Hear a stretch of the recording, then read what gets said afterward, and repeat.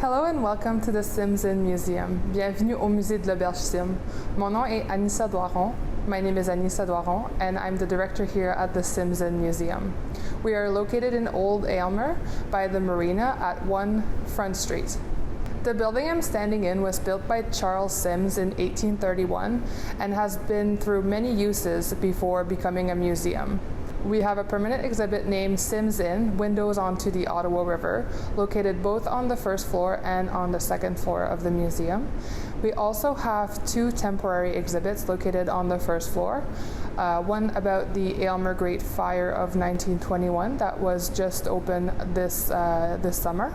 We also have another temporary exhibit named By Forest and Rivers, Men of Courage, that touches on the history of lodgers, lumberjacks, raftsmen, and log drivers.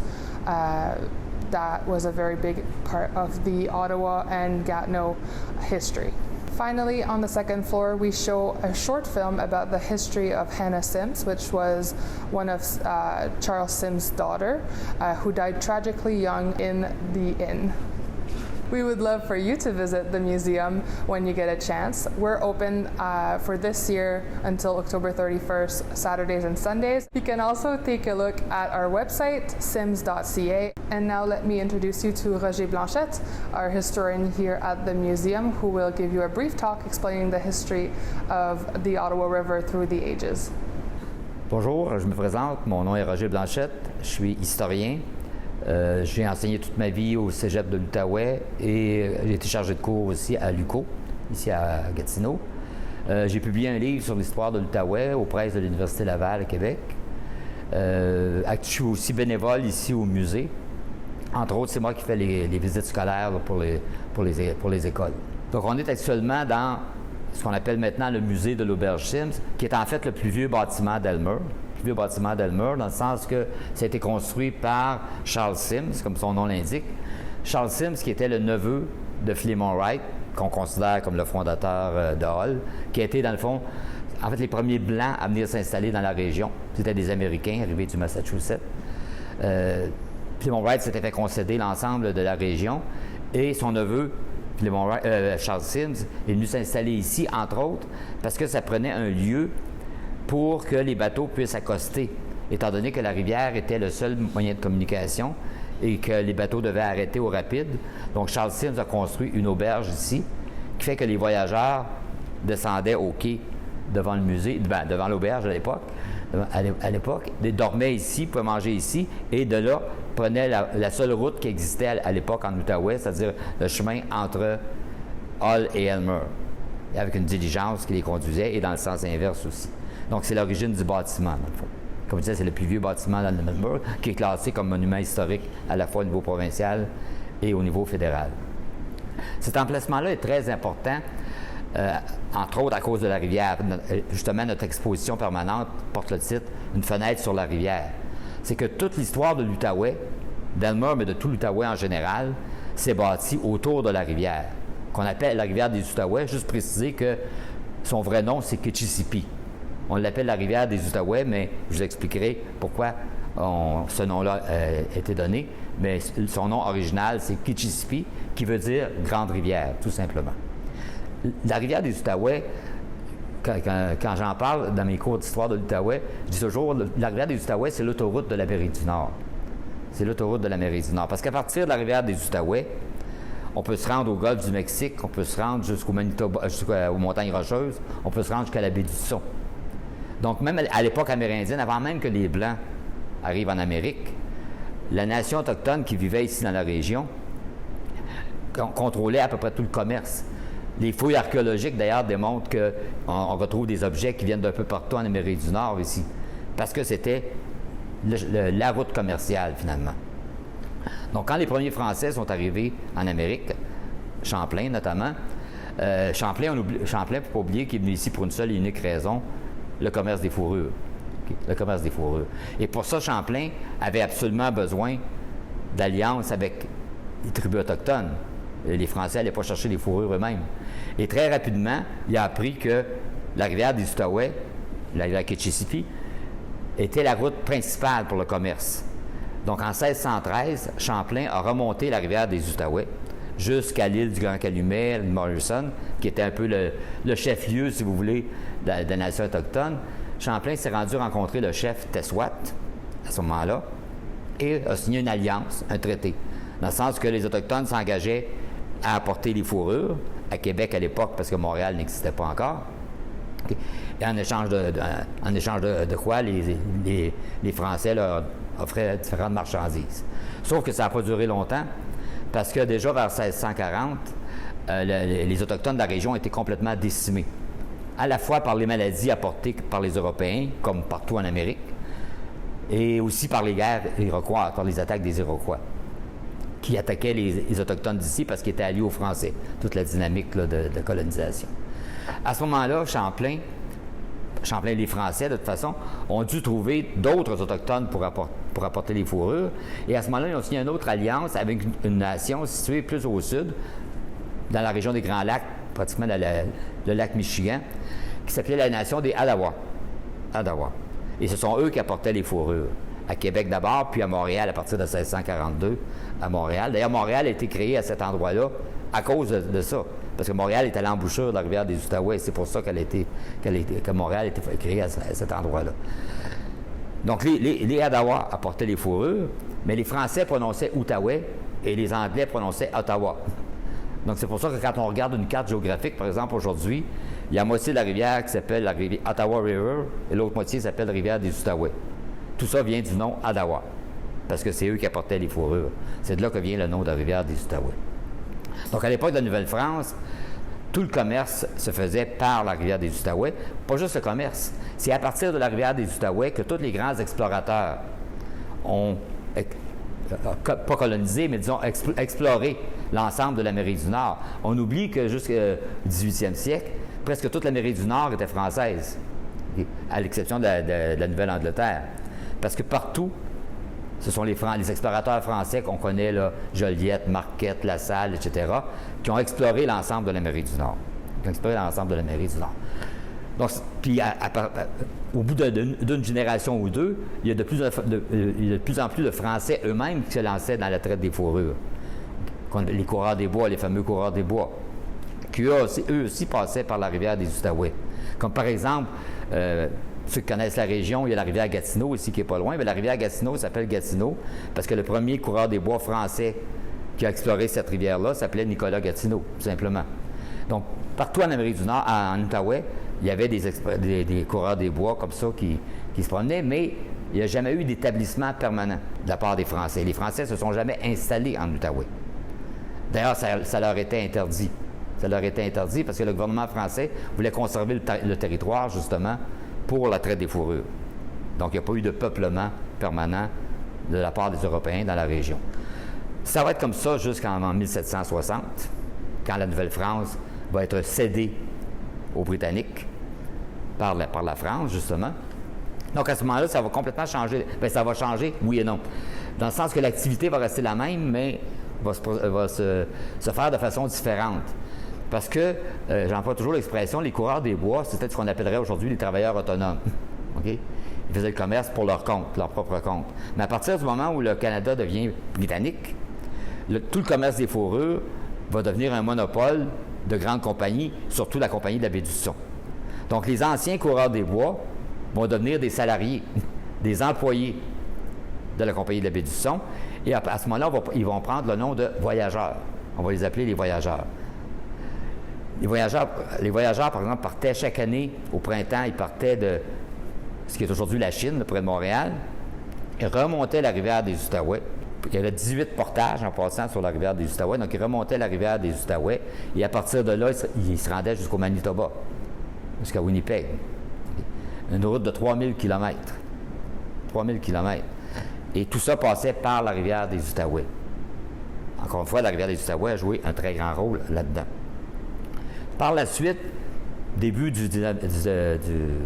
18e, début 19e, la traite des fourrures, petit à petit, va perdre de son importance. Elle ne disparaîtra pas complètement, mais elle va perdre de son importance. Et entre-temps, bon, il y a des événements internationaux qui se produisent aussi, notamment la guerre d'indépendance aux États-Unis, Mais dans ce cas, devenir les États-Unis. Et bon, il ne faut pas s'imaginer que c'est tous les Américains qui étaient en faveur de l'indépendance. Comme je dis toujours, il y en avait le tiers qui était en faveur de l'indépendance, le tiers qui était contre, puis le tiers qui était indécis. C'est à peu près ça, là. Mais tous ceux qui avaient combattu contre l'indépendance, okay, ça devenait difficile de demeurer voisin de gens que tu avais combattus pendant des années. Et le gouvernement britannique, auquel le Canada appartenait à ce moment-là, cherchait de toutes les façons possibles à amener une population anglophone au Canada. Une population anglophone. Donc, le gouvernement britannique, à ce moment-là, a invité ceux qu'on appelle les loyalistes, ceux qui étaient voulaient rester fidèles à la couronne d'Angleterre, à venir s'installer dans le Canada et dans 2 régions précisément, ce qu'on appelait les Eastern Townships, aujourd'hui les cantons de l'Est, et les Western Townships, qui correspondent à l'Outaouais. Okay. C'est comme ça que les premiers Blancs à venir s'installer en Outaouais vont être des Américains, notamment Philemon Wright, qui va arriver avec sa famille, mais famille élargie, là, ses beaux-frères, ses belles-sœurs, ses neveux, ses nièces, et c'est lui qui va s'installer dans ce qui est maintenant Hull. Mais il s'était fait concéder le territoire au complet, l'Outaouais au complet, à charge d'attirer des colons, des habitants. Donc Philemon Wright s'installe à Hull. Comme je vous disais, son neveu, Charles Sims, va venir s'installer ici pour construire une auberge afin que les voyageurs puissent circuler sur la rivière à cause des rapides, notamment ici, pas loin, c'est les rapides des Chênes. Okay. Philemon Wright, à l'origine, lui et sa famille, dans le fond, ce qu'ils veulent, c'est faire l'agriculture. C'est l'agriculture qui les intéresse. Parce que ça peut paraître bizarre, mais à l'époque, il y avait un surplus, une surpopulation aux États-Unis, parce qu'au plus les États-Unis se terminaient aux Appalaches et on manquait de terre. Donc c'est en grande partie pour ça que Philemon Wright était venu s'installer dans la région pour, avec sa famille, pratiquer l'agriculture. Sauf que la région, à l'époque, était complètement recouverte d'une immense forêt qui n'avait jamais été exploitée. Mais pour faire l'agriculture, il faut commencer par défricher, ensuite essoucher, épierrer, puis au bout de 5-6 ans, peut-être que tu vas pouvoir commencer à récolter quelque chose. Donc, Philemon Wright n'avait pas le choix de bûcher, de couper les arbres. Donc, Philemon Wright va dire, bon, mais quand tu as coupé les arbres, pourquoi pas les vendre aux Anglais? Ils en ont besoin. Okay. Donc, lui qui était venu au départ pour faire de l'agriculture, va transformer complètement sa démarche et il va mettre en place plutôt tout un système. Parce que le problème, c'est que c'est bien beau couper les arbres, mais ça prend du monde, ça prend des bûcherons, ça prend des travailleurs, et il faut envoyer les bateaux, le bois jusqu'à Québec et de là jusqu'en Angleterre. Donc, Philemon Wright, et après lui, d'autres qui vont venir s'installer, vont mettre en place tout un système. Donc, ce qu'il va faire, c'est qu'à chaque automne, il descendait dans la vallée du Saint-Laurent pour recruter des jeunes hommes pour venir travailler dans les chantiers l'hiver ici, pour bûcher. Et bon, je n'ai pas besoin de vous dire, toute la région est couverte de rivières, de lacs, etc. Donc, les chantiers forestiers s'installaient toujours près d'une rivière. Toutes les rivières de la région, que ce soit la rivière Coulonge, la Lièvre, la Gatineau, toutes les rivières de la région vont avoir des chantiers qui vont s'installer sur les côtés. Donc, durant tout l'hiver, les chantiers, en passant, c'était des conditions de vie assez précaires, disons. Hein. Imaginez-vous, là, 200, 250 hommes enfermés dans une cabane dans le bois pendant 6 mois. C'était des conditions de vie extrêmement dures. Donc, les hommes bûchaient comme ça pendant tout l'hiver et empilaient les bio sur le bord des rivières, partout en Outaouais. Et au printemps, à la fonte des glaces, on jetait les bio, tous les bio qui avaient été coupés dans les rivières. Imaginez-vous, ça peut être des millions de bio qui coulaient des différentes rivières de la région. Ces bio-là, il fallait les conduire. Ça prenait des hommes pour, tant qu'il y avait des embarques, etc. C'est ceux autres qu'on appelle les draveurs. Draveur, qui est simplement la prononciation française de driver, tout simplement. Ils conduisaient les bateaux sur la rivière. Okay. Bon, Philemon Wright a été le premier, mais il y en a plein d'autres hommes d'affaires qui sont venus s'installer aussi dans la région par la suite. Donc, les bio coulaient sur la rivière et toutes les rivières débouchent sur la rivière des Outaouais. Donc, tous les bio aboutissaient sur la rivière des Outaouais, aux chutes à Hull, maintenant, où est le pont des Chaudières, il y avait la chute. Donc, tous les bio arrivaient là.